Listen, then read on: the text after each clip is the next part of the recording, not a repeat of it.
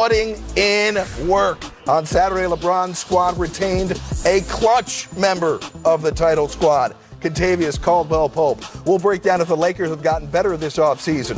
The fever is upon us, the free agent fever.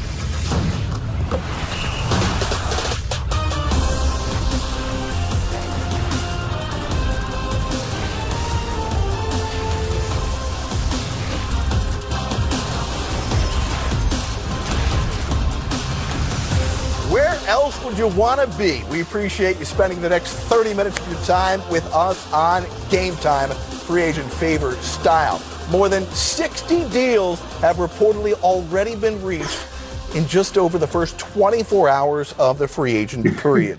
We've got NBA champion Channing Frye. We've got a man who once, he says regrettably, traded for Channing Frye. Former NBA executive Tom Penn. I'm Jared Greenberg. No. Thankfully, right. We don't have time tonight to go into the details of why Tom pulled the trigger on that deal. But at any rate, let's go through some of the big stories on this Saturday. And the big one was after Gordon Hayward opted out of his contract, which would have paid him $34 million this upcoming season with Boston, he goes to a team that he signed an offer sheet with back in 2014, the Charlotte Hornets. It could reportedly turn into a sign and trade deal where Boston would ultimately get some cap relief by sending Gordon to Charlotte. But that is really not the big story here. We'll get more into Boston in a moment. But first, Channing Frye. Charlotte here, they draft LaMelo Ball the other day, and now they give $120 million to Gordon Hayward. Your take? I mean, congratulations to Gordon Hayward.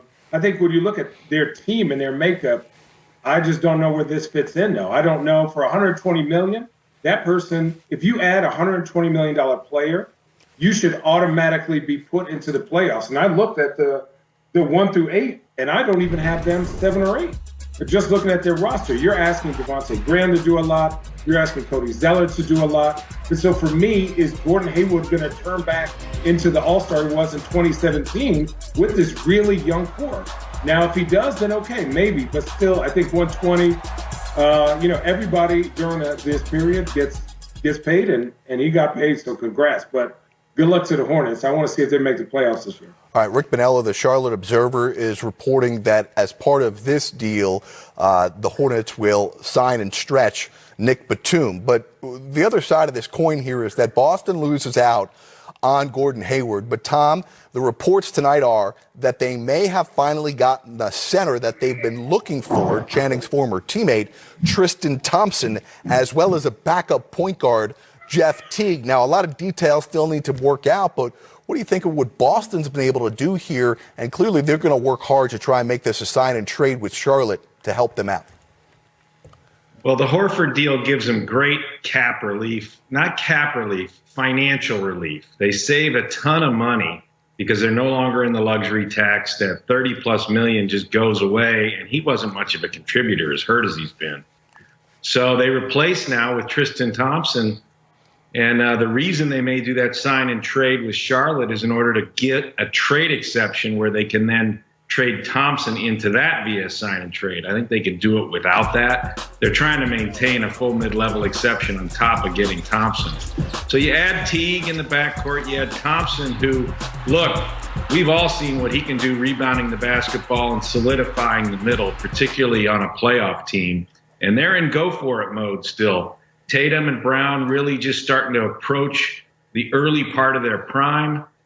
They've lost veteran year after year with Kyrie leaving and Horford and now Hayward, but they continue to be a very relevant team in the East, and Thompson's going to help them quite a bit.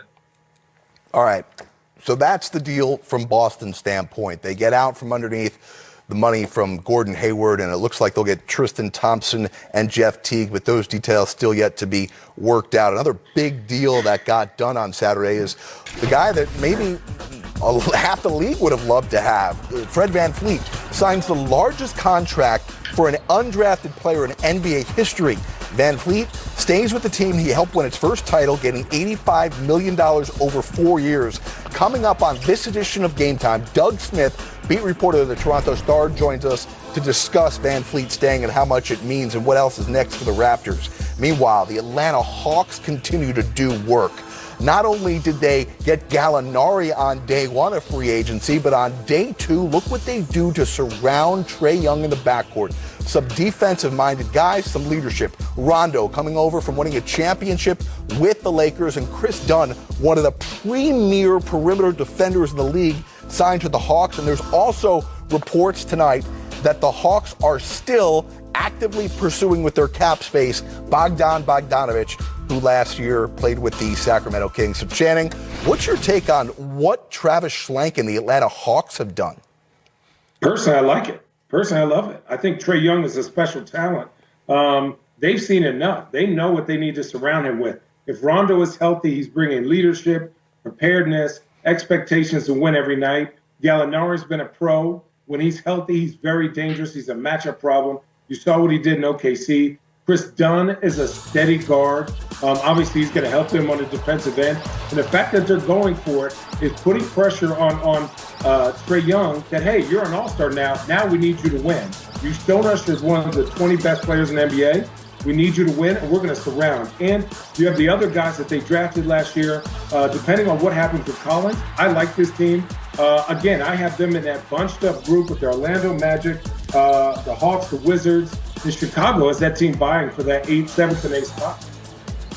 And Tom, Travis Schlenk still has some money to play with. Yeah, this is one of those situations, looking at the year, would they have enough talent to fill up all that cap space they had? They've done a pretty nice job here. You know, Gallinari's a terrific locker room guy. Rondo's really hit or miss. You don't know what you're going to get. Remember what happened down in Dallas. Things can go haywire with him. They gave him quite a bit of money. So, you know, you don't know which Rondo you're going to get. But for them, when you look last year, you know, all the production for the Hawks came out of their youth, which is what you want when you're trying to build. And then they add to that youth with Okongwu. So they've got all their hope and promise for the future in building everything around Trae Young. Well, it's time to bolster Trae Young and his brilliance, and Collins and Hunter and all the other Reddish, the young talent they have, with this veteran mix that Channing did a great job of describing. So it's a nice next step to get them legit and get them into the playoffs.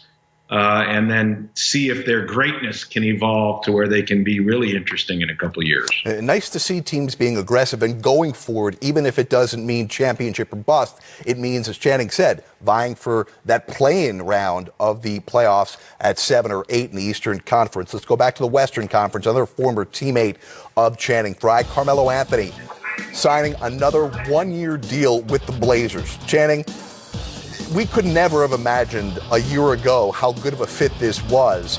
Why do you think Melo agreed to take another one-year deal to remain with the Blazers? I think what they've done here with the Blazers, obviously I live in Oregon, so I've watched a lot of it, and it's this leadership. They allow him to have the voice.